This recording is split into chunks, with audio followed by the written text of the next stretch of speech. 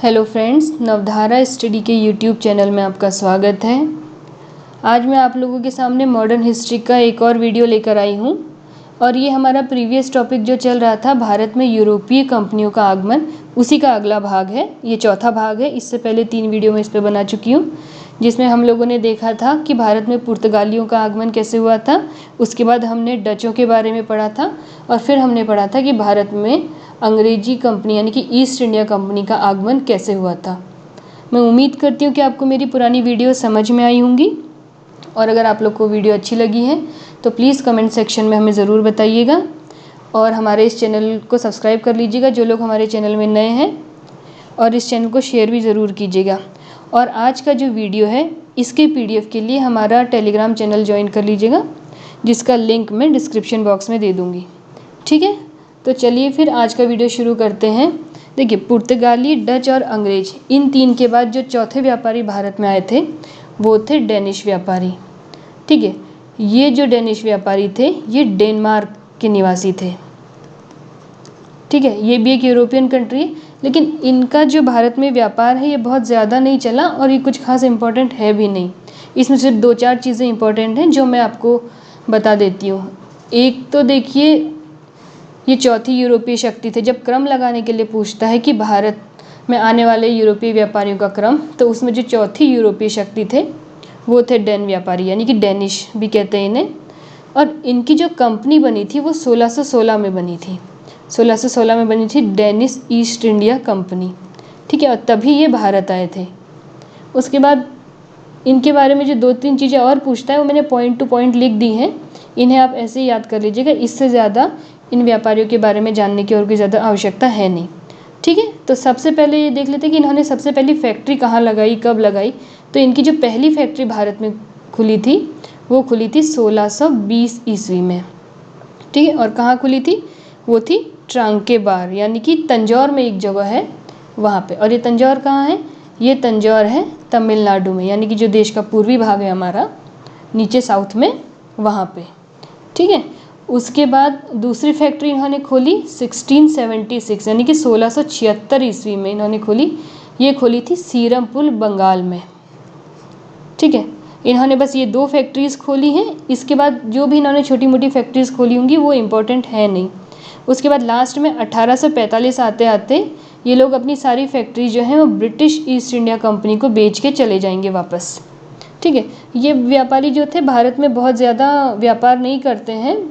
ठीक है, इनका जो बेसिकली ध्यान था वो था मिशनरी गतिविधियों की ओर, मतलब ईसाई धर्म का प्रचार करना, इस ओर इन लोगों का ध्यान ज़्यादा था। इसलिए जो डेनिश व्यापारी थे वो बहुत ज़्यादा भारत में अपना प्रभाव नहीं छोड़ते हैं बस। और इनसे रिलेटेड क्वेश्चंस भी यही 3-4 क्वेश्चंस में से पूछेगा अगर आएगा तो, अदरवाइज़ कुछ नहीं पूछता है। ठीक है, इसके बाद जो सबसे इम्पोर्टेंट आते हैं, अंग्रेज़ों के बाद जो सबसे इम्पोर्टेंट आते हैं वो हैं फ्रांसीसी व्यापारी, जो ऑब्वियसली फ्रांस के निवासी थे। ठीक है, ये जो भारत में आने वाली अंतिम यूरोपीय शक्ति हैं। ठीक है, अंतिम यूरोपीय शक्ति। देखिए, भारत में आने से पहले ये काफ़ी लेट भारत में आए। ये भारत में आपका इनकी जो कंपनी बनी है वो कंपनी ही काफ़ी लेट बनी है। ये शुरुआत में आए थे मेडागास्कर की ओर, इन लोगों ने अपना व्यापार किया था। जो मेडागास्कर है वो एक अफ्रीकन कंट्री है। ठीक है, एक अफ्रीकन, एक द्वीपीय देश है, एक आइसलैंड कंट्री है। तो आइलैंड कंट्री है, वहीं पे अपना व्यापार करते हैं और काफ़ी टाइम के बाद भारत में आते हैं। तो इनकी कंपनी कैसे बनी है थोड़ा सा उसके बारे में हम लोग देख लेते हैं। तो जो इनकी कंपनी बनती है उस कंपनी का नाम था कंपनी द इंड ओरिएंटल, यानी कि द कंपनी डेस इंडस ओरिएंटल, इसे आप पढ़ सकते हैं। ये इसका नाम था। वैसे फ्रेंच ईस्ट इंडिया कंपनी कह लीजिए, ईजिली रहेगा याद करने में। इस कंपनी का गठन हुआ था 1664 में, 1664 ईस्वी में। अब क्या होता है कि इस समय, जिस समय कंपनी का गठन होता है, उस समय जो फ्रांस का राजा था उसका नाम था लुई 14वां। ठीक है, लुई द 14th करके राजा था, और उसका एक मंत्री होता है। वो मंत्री, उस मंत्री का नाम पूछ लेता है कभी, तो उस मंत्री का नाम था कोलबर्ट। तो ये जो मंत्री होता है ये बहुत दूरदर्शी मंत्री होता है, बहुत समझदार मंत्री होता है। जब इसको लगता है कि सब लोग पूर्व के साथ व्यापार कर रहे हैं, ठीक है, और फ्रांस को भी इस दिशा में काम करना चाहिए, तो ये प्रयास करता है व्यापारिक कंपनी बनाने का, कोलबर्ट। और इसी के प्रयासों से ये फ्रांसीसी कंपनी का गठन होता है पूर्व के साथ व्यापार करने के लिए, क्योंकि उस समय सारे यूरोपियंस जो थे वो पूर्व के साथ व्यापार कर रहे थे और बहुत ज़्यादा लाभ कमा रहे थे। तो इनकी भी इच्छा थी कि ये भी पूर्व के साथ व्यापार करें, अपने राष्ट्र के लिए धन कमाएं। ठीक है, तो ये कंपनी बनाते हैं, लेकिन ये जो कंपनी बनती है ये कंपनी बनती है पूरी तरीके से सरकारी कंपनी होती है। अभी तक जब हमने ब्रिटिश ईस्ट इंडिया कंपनी के बारे में देखा था तो वो जो कंपनी थी वो पूरी तरीके से निजी कंपनी थी, निजी व्यापारियों का एक ग्रुप बनता है, वो कंपनी बनाते हैं। लेकिन जो फ्रांसीसी कंपनी थी, फ्रांसीसी कंपनी पूरी तरीके से सरकारी कंपनी थी, पूरा सरकारी हस्तक्षेप था इसमें।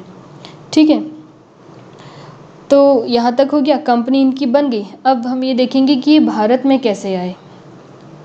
तो भारत में ये सबसे पहले आते हैं 1667 में। एक व्यक्ति है फ्रैंको कैरो या फ्रैंको कैरोन के नाम से भी इन्हें जाना जाता है। ठीक है, तो ये इनके नेतृत्व में एक पहला फ्रांसीसी दल था वो भारत आता है। इनके साथ एक और व्यक्ति आता है जिसका नाम मरकारा था। ठीक है, तो सबसे पहले ये भारत में आए। उसके बाद इनकी जो पहली कोठी खुलती है वो पहली कोठी खुलती है सूरत में 1668 में। ठीक है, और ये पहली कोठी किसने खोली? तो ये पहली कोठी खोली फ्रैंको कैरो ने। तो सूरत से आप लोगों ने पिछली वीडियो देखी होगी तो आपको याद आएगा कि जो अंग्रेज़ों का पहला कारखाना था वो भी सूरत में ही खुला था 1613 ईस्वी में। ठीक है, याद रखिएगा कि इनकी पहली कोठी भी सूरत में खुलती है और अंग्रेज़ों का जो पहला स्थायी कारखाना था वो भी पहला सूरत में ही खुलता है। उसके बाद इनकी दूसरी कोठी खुलेगी कहाँ? मसूलीपट्टनम में। मसूलीपट्टनम में खुलती है, वो खुलती है 1669 में। ठीक है, ये दूसरी कोठी है पूर्वी तट पर, और सूरत वाली जो है वो गुजरात तट पर है, पश्चिमी तट पर। ठीक है, ये दो कोठियाँ खुलती हैं। इसके बाद जो है क्या होगा कि 1672 ईस्वी में ये गोलकुंडा के राजा से, मतलब 1672 में गोलकुंडा के राजा से जो है वो सेंट थोमे छीन लेते हैं।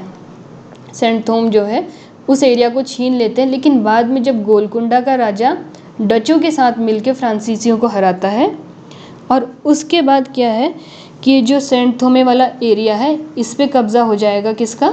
डचों का। ठीक है, मतलब पहले कुछ टाइम के लिए रहता है फ्रांसीसियों के पास 1672 में, लेकिन 1673 में ही इसी में डच इन्हें हरा देंगे गोलकुंडा के राजा के साथ मिलकर, और फ्रांसीसी यहाँ पे हार जाते हैं। इसके बाद एक बहुत इम्पॉर्टेंट एरिया है पौंडीचेरी का। ठीक है, तो इस पौंडीचेरी के बारे में हम देख लेते हैं, ये इंपॉर्टेंट है, इससे क्या क्या क्वेश्चन भी आते हैं। ये पौंडीचेरी ने कैसे मिलता है? तो जो फ्रैंको मार्टिन और लेस्पिने, ये दो व्यक्ति थे। देखो ऊपर जो था वो था फ्रैंको कैरो और इसका नाम क्या है? Franco Martin. तो इन दोनों को एक जगह मिलती है, वलीकोंडमपुरम के राजा होते हैं शेर खान लोदी। तो वलीकोंडपुरम के जो शासक है शेर खान लोदी, उनसे इन्हें एक जगह मिलती है व्यापार करने के लिए, और वहीं पे फ्रैंको मार्टिन जो है बाद में पौंडीचेरी की नींव रखते हैं। ठीक है, जो जगह इन्हें व्यापार करने के लिए रहेगी बाद में ये वहीं पे पौंडीचेरी की नींव रखते हैं। उसके बाद क्या होता है कि कुछ टाइम बाद डच जो है, क्योंकि उस समय भारत में व्यापार के लिए संघर्ष तो हो ही रहा था, अंग्रेज डच फ्रांसीसी पुर्तगाली सब आपस में लड़ रहे थे। तो उस समय फिर से डचों और फ्रांसीसियों के बीच में जो है वो युद्ध होता है, और 1693 में 1693 ईस्वी में जो पौंडीचेरी पे दोबारा से डच जो है वो पहले अपना अधिकार कर लेते हैं। ठीक है, ये अधिकार कर लेते हैं। उसके बाद कुछ टाइम बाद एक समझौता होता है दोनों के बीच में, फ्रांस और डचों के बीच में 1697 में। इस समझौते का नाम होता है रिजविक का समझौता। तो इस समझौते के बाद पुनः फ्रांसीसियों को जो है पौंडीचेरी प्राप्त हो जाएगा। ठीक है, पौंडीचेरी प्राप्त हो जाएगा और फिर पौंडीचेरी को ये अपना बना लेते हैं मुख्यालय, ये बनाते हैं 1701 में। उसके बाद पौंडीचेरी इनके व्यापार का मुख्य केंद्र हो जाता है फ्रांसीसियों के।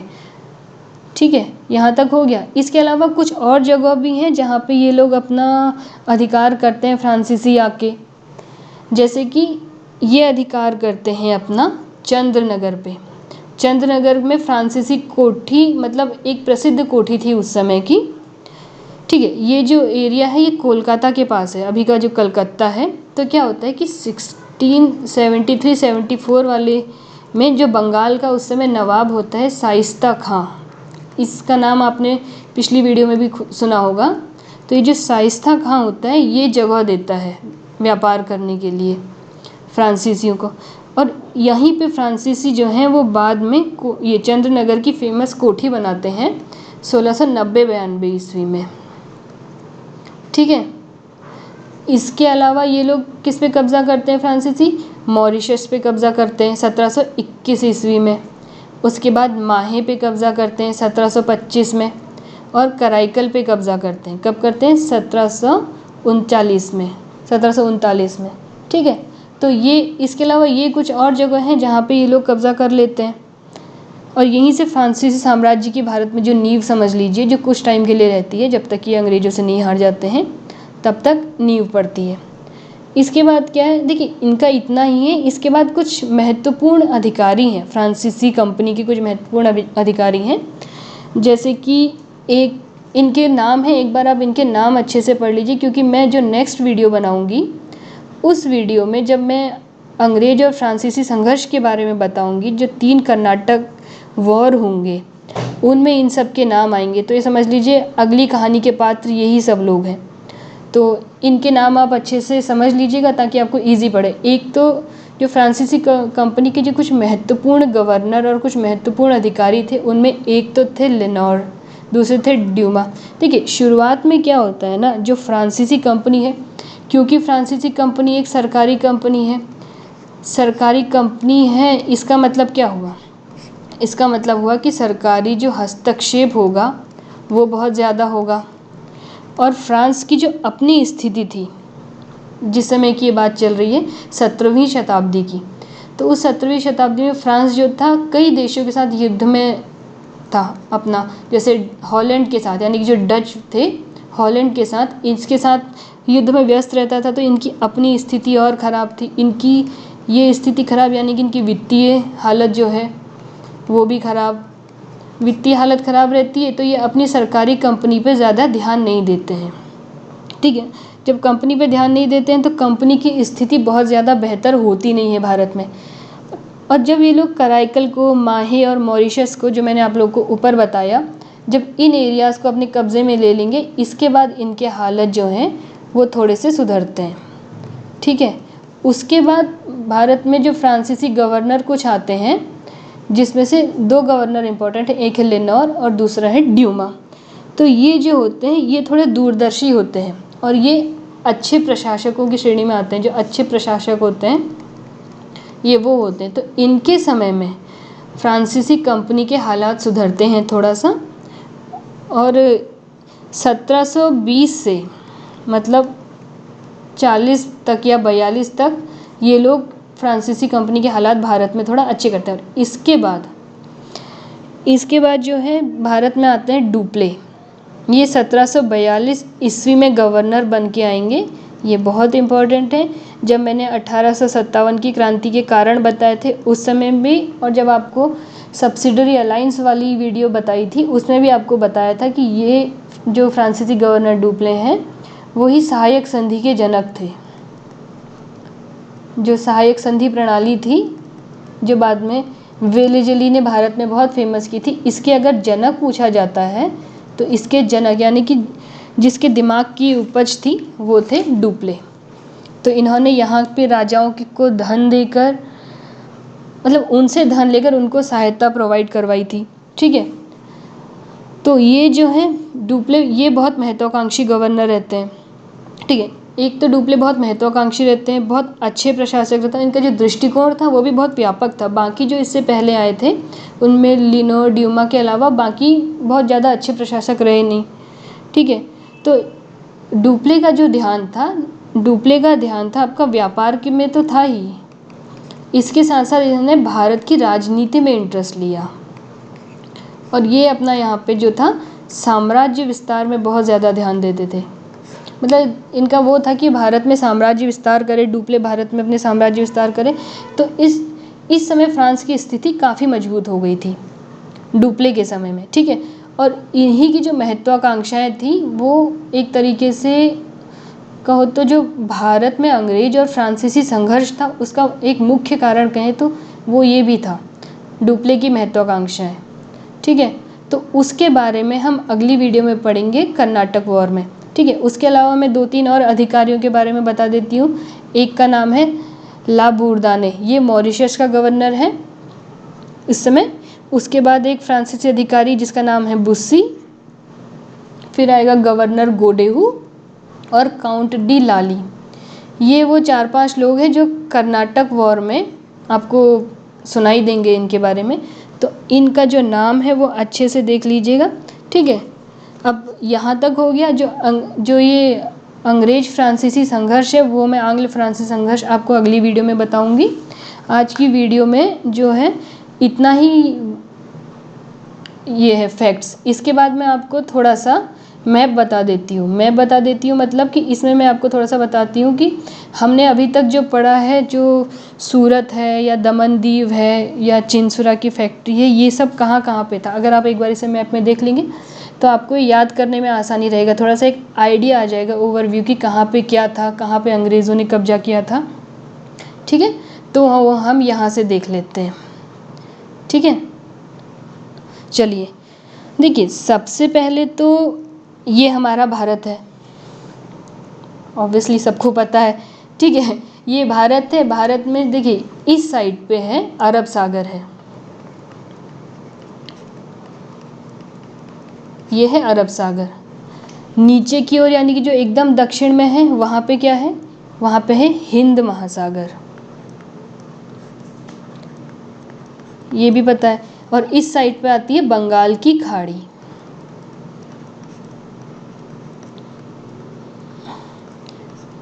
अब देखिए, भारत 3 तरफ से सागर से घिरा है, 3 तरफ से सागर से घिरा है, तो इसलिए भारत पे जब अंग्रेज़ों ने या यूरोपीय शक्तियों ने यहाँ पे अपना अधिकार जमाना शुरू किया, तो जिस यूरोपीय शक्ति की नौसेना सबसे अच्छी होगी, 3 तरफ से सागर से घिरा हुआ है, तो व्यापार के लिए नौसेना चाहिए, वहाँ पे चाहे समुद्र में युद्ध हो कुछ भी हो उसके लिए नौसेना चाहिए। तो उस समय एरोप्लेन्स तो थे नहीं, तो जिसकी नौसेना सबसे अच्छी होगी वही भारत पे व्यापार कर सकेगा। और इन 3 सागरों से पता चलता है कि सबसे अच्छी नौसेना जो थी वो थी हमारे अंग्रेज़ों की नौसेना थी, इसलिए उन्होंने भारत पे व्यापार किया। उसके बाद अभी तक मैंने आप लोगों को जो पढ़ाया है उसमें 2-3 नाम बार बार बहुत आते हैं, जैसे कि कोरोमंडल तट। कोरोमंडल तट कहाँ है, तो ये जो भारत का जो पूर्वी हिस्सा है, ये तमिलनाडु वाला हिस्सा, ये हिस्सा है जो तमिलनाडु और थोड़ा आंध्र प्रदेश वाला, ये हिस्सा जो है कोरोमंडल तट का हिस्सा है। ठीक है, दूसरा आता है कि मालाबार तट किस जगह पे है, देखिए ये है कोरोमंडल। ठीक है, और ये वाला जो हिस्सा आता है जो आपका केरल वाला हिस्सा है, खासकर ये हिस्सा आता है कौन सा, जो मालाबार कोस्ट है, जो मालाबार तट है वो है। उसके बाद देखिए, जब ज्योग्राफी हम लोग आपको पढ़ाएंगे हमारे चैनल पे तो आपको बाकी भी बताएंगे कि जैसे ये ऊपर वाला ये कोंकण तट है, ये वाला उत्तरी सरकार या नॉर्दर्न सरकार इसे बोलते हैं। ठीक है, ये तो हो गए वो तट। अब इसके बाद हम जो यूरोपीय जो कंपनियाँ जो आई थी उनके समय में जो भी इम्पोर्टेंट एरियाज़ थे उसको हम एक बार मैप में देख लेते हैं। मैं इसे थोड़ा सा इरेज कर लेती हूँ वरना जगह बचेगी नहीं। ठीक है, तो आप ज़रा सा कुछ सेकंड का वेट कीजिएगा। ये हो गया।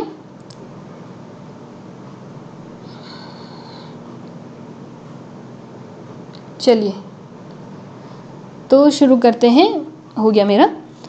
देखिए, सबसे पहले हम लोग देख लेते हैं ये जो गुजरात वाला एरिया है, यहाँ पे है दीव नीचे की ओर। ठीक है, और उसके बाद यहाँ पे नीचे है दमन।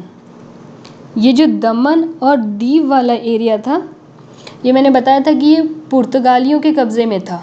कब तक पुर्तगालियों के कब्ज़े में था, 1961 तक, यानी कि भारत के आज़ाद होने के इतने सालों बाद भी ये पुर्तगालियों के कब्ज़े में था। यहाँ पे पुर्तगाली जो हैं 1961 के बाद जाते हैं, और अभी ये जो एरिया है वर्तमान में दीव और दमन, ये मिला के जो है ये हमारा अभी एक केंद्र शासित प्रदेश है, एक यूटी है, ठीक है। उसके बाद जो है, उसके बाद एक और जगह है, वो है सूरत। सूरत कहाँ पे है? यहाँ है, ठीक है, थोड़ा ऊपर नीचे हो जाएगा लेकिन एरिया यही है। तो ये जो गुजरात वाला एरिया है, यहाँ पे है सूरत, ठीक है। इस सूरत के बारे में यहाँ पे पहली फैक्ट्री किसने खोली थी? 1613 ईस्वी में। देखिए आप लोग का रिवीजन हो जाएगा इसके साथ साथ, तो ध्यान से देखिएगा। 1613 ईस्वी में यहाँ पे पहला स्थायी कारखाना खोला था अंग्रेजों ने, ठीक है। किसने? अंग्रेजों ने। उसके बाद जब हमने आज फ्रांसीसी पढ़े तो हमने फ्रांसीसी के बारे में क्या देखा? आप लोग को याद होना चाहिए, अभी बताया है 1668 में पहली अपनी कोठी जो फ्रांसीसियों ने खोली थी वो भी सूरत में ही खोली थी, ठीक है। सूरत के बाद यहाँ नीचे अगर हम महाराष्ट्र की ओर आएंगे तो यहाँ पे है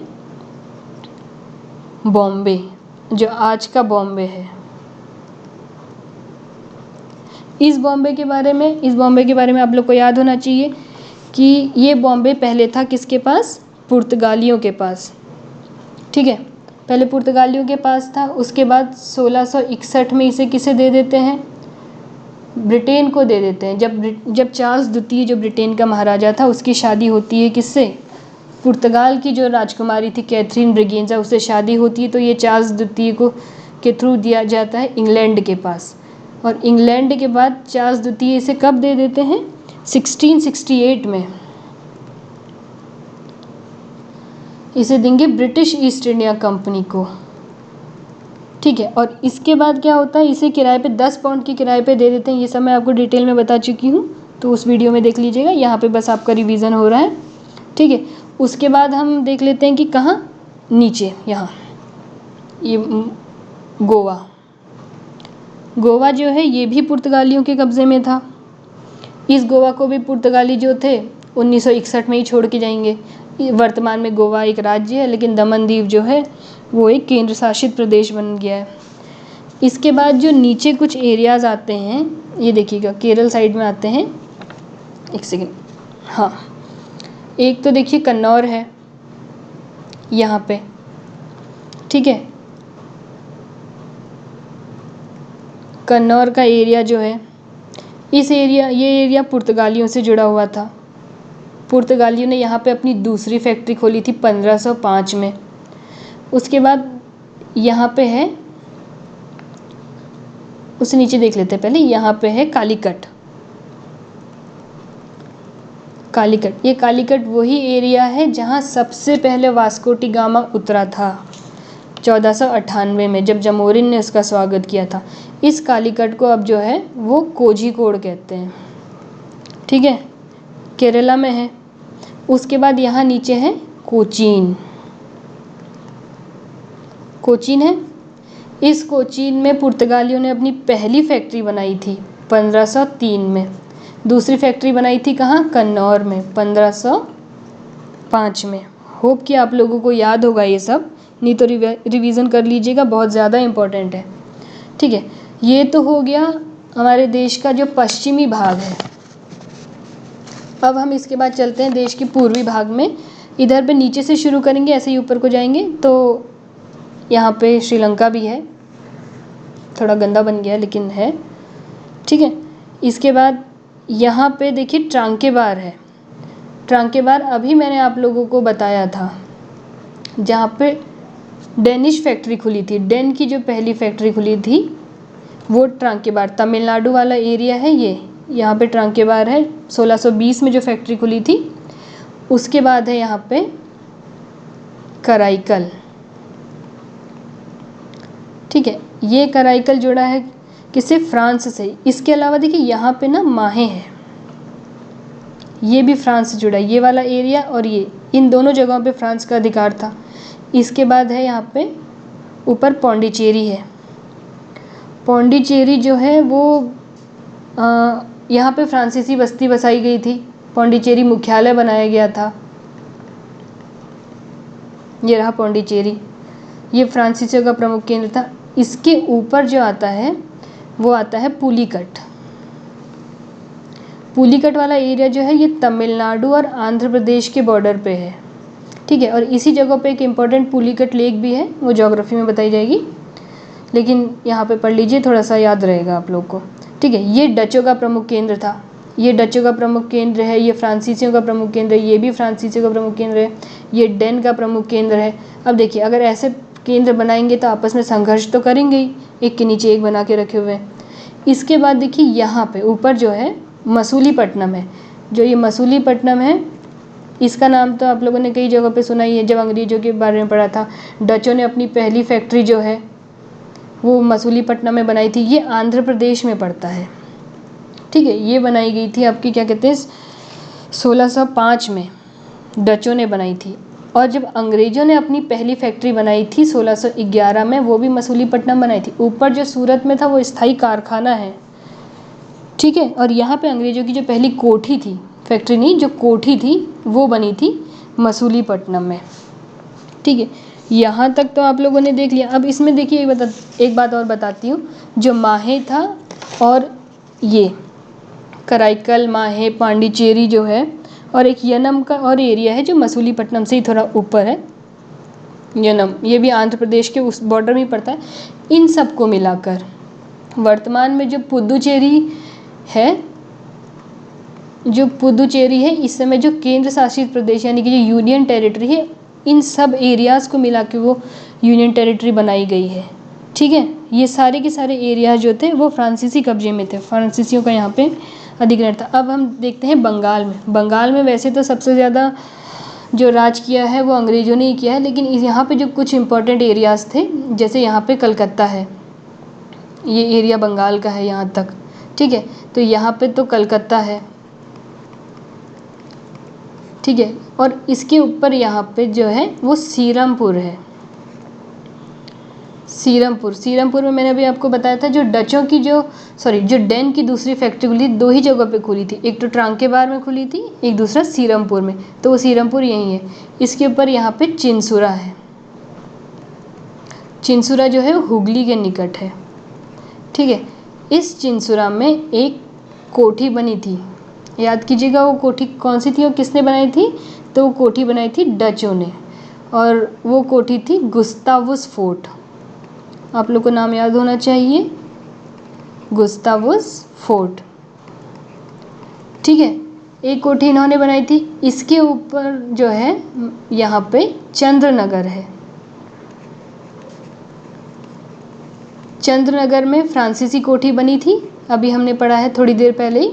और यहाँ ऊपर फिर हुगली आ जाता है, ठीक है। ये थोड़ा सा ऊपर नीचे हो गए हैं क्योंकि मैप में एग्जैक्ट तो बन नहीं पाएगा। तो ये देख लीजिए कि जो वेस्ट बंगाल वाला एरिया है, यहाँ पे ये कलकत्ता, सीलमपुर, चिंसुरा, चंद्रनगर, हुगली, बाई चांस अगर क्रमबद्ध तरीके से ऊपर से नीचे, दाएं से बाएं से सजाने आ गया तो आप लोग इसे देख लीजिएगा, ठीक है। यहाँ पे कोठी खुली थी। तो ये वो जो एरियाज़ हैं, ये वो एरियाज़ हैं जो यूरोपियन जो आगमन अराइवल हुआ था उसमें जो भी एरियाज़ इंपॉर्टेंट थे, वो ऑलमोस्ट सारे एरियाज़ यही हैं जो बहुत इंपॉर्टेंट। तो ये एरियाज़ किसके कब्ज़े में थे, कब हुए, कैसे हुए, और मैप में से एक बार देख लीजिएगा आप, तो आप लोगों को समझ में आ जाएगा, ठीक है। तो यहाँ पे जो, और इन सब को देखने से पहले ये एक रिवीजन हो जाएगा आपका, अगर आप लोगों ने पुराना वीडियो हमारे देख लिए हैं यूरोपीय कंपनियों का आगमन वाला, तो उन वीडियोस को ज़रूर से देख लेना, बहुत ज़्यादा इम्पॉर्टेंट है, फैक्ट्स बहुत होते हैं इनमें, हिस्ट्री है, लेकिन इनसे क्वेश्चन भी डेफिनेटली पूछता है। आप कोई भी पुराना क्वेश्चन पेपर उठा के देख लीजिए, यहाँ से क्वेश्चंस आने एकदम अवश्यंभावी हैं, समझ लीजिए क्वेश्चन आएंगे ही आएंगे, और आगे भी इन पार्ट्स से आएंगे। और इन पार्ट्स को बच्चे इग्नोर कर देते हैं, जिस वजह से हिस्ट्री में मार्क्स भी कम आते हैं। तो इनको ज़रूर से देख लीजिएगा, ठीक है। और मेरा वीडियो अच्छा लगा हो तो ज़रूर लाइक करना और हमारे चैनल को सब्सक्राइब कर लेना, और लोगों को भी बताइए, ठीक है। और बने रहिएगा हमारे साथ। और इसका लिंक मैं फिर से याद दिला दे रही हूँ कि हमारा टेलीग्राम ग्रुप है, उसे ज्वाइन कर लीजिएगा, लिंक डिस्क्रिप्शन बॉक्स में डाल दिया जाएगा। तो पढ़ते रहिएगा और बने रहिएगा हमारे साथ। बहुत बहुत धन्यवाद, thank you, all the best.